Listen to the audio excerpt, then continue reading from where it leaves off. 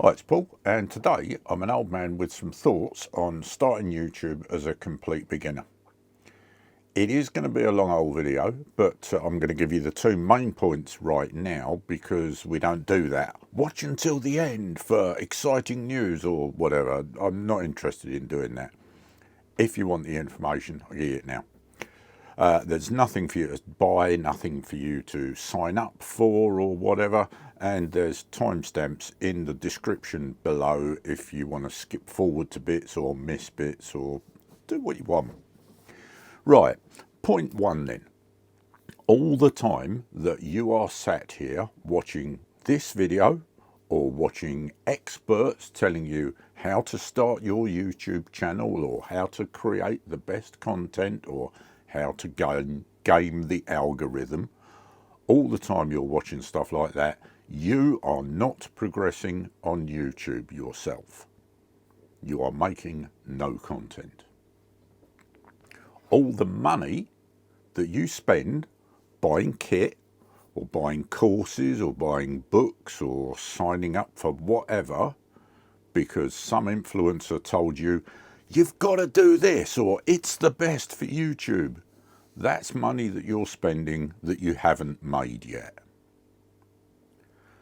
Don't get me wrong, I'm extremely grateful that you're sat watching me and my video. And at some point, you more than likely will need to spend some money and buy some equipment. But I just want you to keep in the forefront of your mind the concept of all the time that you're watching other people's videos, you're not making videos yourself, and all the money that you're spending is not money that you're making. So as we go through, keep those thoughts in your mind if you would, and actually when you're watching other experts' videos.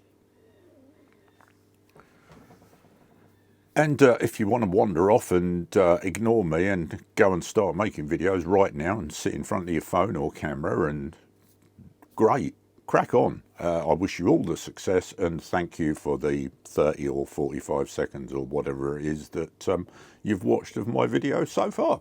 Thank you very much. Okay, as is often the case with my videos, this isn't meant to be advice. This is my experience, if you like, not expertise. I'm not an expert. If you can learn from it, great. What I'm trying to do is help you to understand how to make your own decisions. I would much rather you make your own decisions than listen to me going, you must do this. I'm not interested in that. Right then, if you are still here, let's get on with it. I completely understand if you're sat watching countless how-to videos before you actually make the actual leap into recording and creating your own content. I did the same at the beginning. I still do a little bit. I've got nothing against all the social media experts giving advice. Much of it is actually extremely useful, but most of it is designed to make money from you and me, either by signing up on a course or by buying a book or by joining some kind of subscription-based creators club, or by selling your equipment, or by taking your money in some other way. And while it might not be bad advice, it will likely take all or a big chunk of your money and certainly a whole lot of your time that you could be better saving in terms of money and spending on your own channel in terms of time. Money for years even, time for years. It's also designed to give you just enough advice to keep you coming back for more so that you subscribe to whichever influencing channel you find the most appealing and and you watch video after video after video to learn all the skills that you now think you need to make your own first video. I would suggest slightly differently. And again, that's them making money, and it's stopping you from doing your own creation. As I've already mentioned, I'm no expert. You only have to look at the rough quality of some of my footage and listen to the garbage quality of a lot of my audio to realise that. But if you are still watching this video at this point, I have to assume that you've found the content marginally interesting, and that is absolutely key to success. Make it interesting, make it appealing, make it exciting. I've deliberately not got a background. Well, deliberately, I don't bother with a special background or any special lighting or whatever, because it's the content I want to get across to people. If people don't like the lighting or the background, face bothered, to be honest. If I or anyone else want to get YouTube to suggest my videos to somebody else, you, then YouTube, in the shape of the all-mysterious, all-powerful algorithm, needs to understand that my videos are interesting, entertaining, or valuable to people in some way, to you. Something I should say is, if you're only making videos to share with your family, or maybe your friends, or maybe the people at work. I started out making videos for the people at work to demonstrate how to do specific tasks in engineering equipment. If you're doing that, none of it matters. Just get in front of the camera, make the videos, and share them yourself using the links that YouTube gives you in the actual YouTube studio. It will give you a link to the video. You can email it or WhatsApp it or SMS it to whoever, and they can watch your video. To go back to the previous point though, if I want to achieve success on YouTube as a creator, I need to help YouTube to find my audience and share my content, which is effectively what the algorithm does.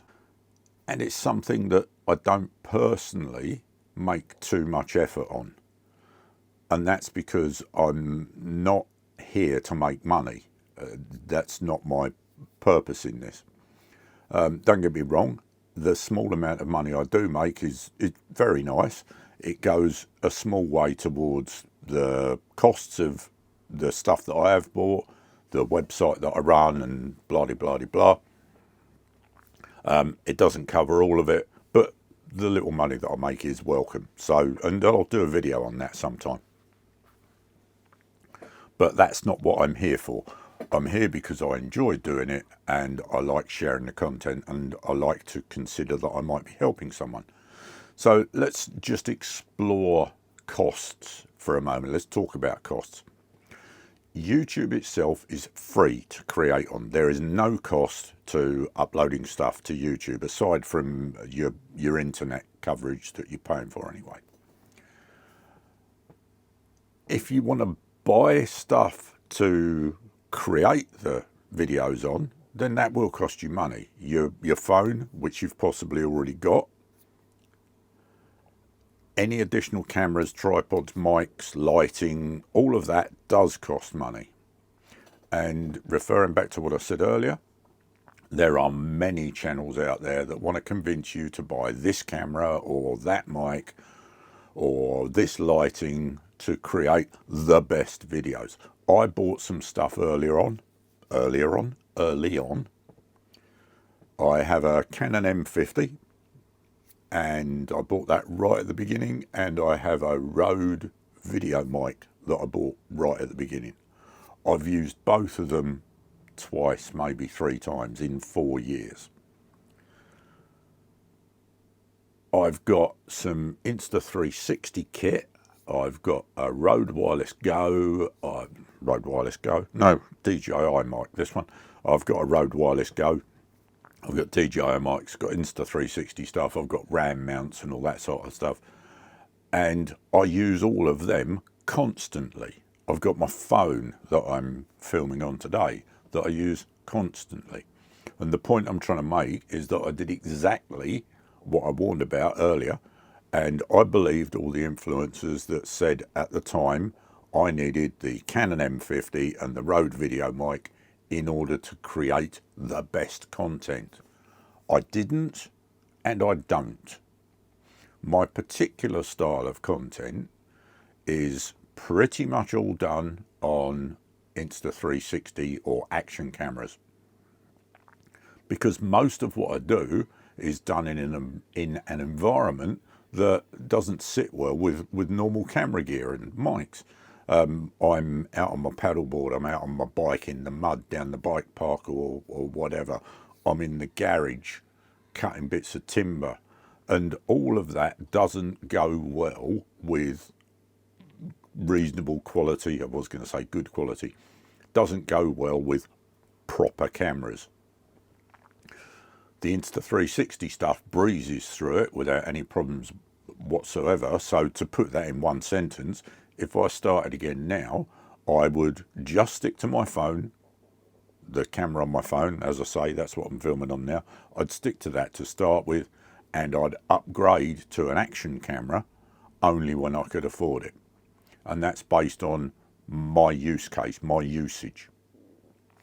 So I'd encourage anyone who's starting to think about their own use case, their own usage, before buying anything whatsoever. It might take you some time to actually understand what your usage is going to be. And that relates to, if you like, finding your niche. So let's momentarily talk about finding your niche, because if you've watched any YouTube whatsoever, you will find people you must have a niche. Okay, whatever.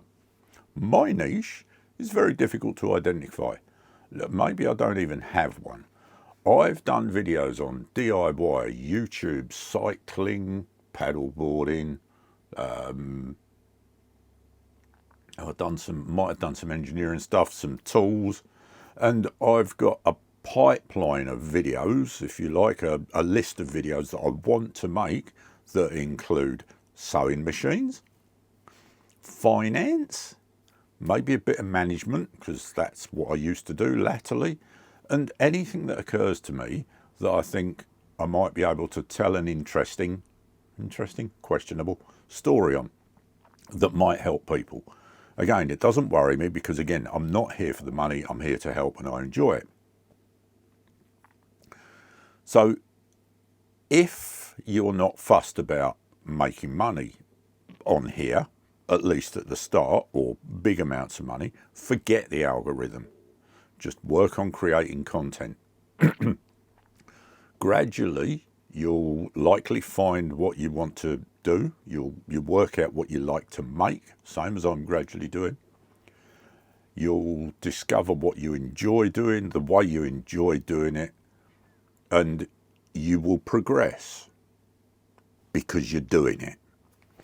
If you're starting with the intention of making money, then aside from saying that's a huge task you're taking on, I'll also say you need a massively interesting or entertaining subject to start with, and ideally you want to repeat that formula over and over and over to build a base of interested or entertained people and subscribers who are drawn to your content and can't wait for you to upload the next video.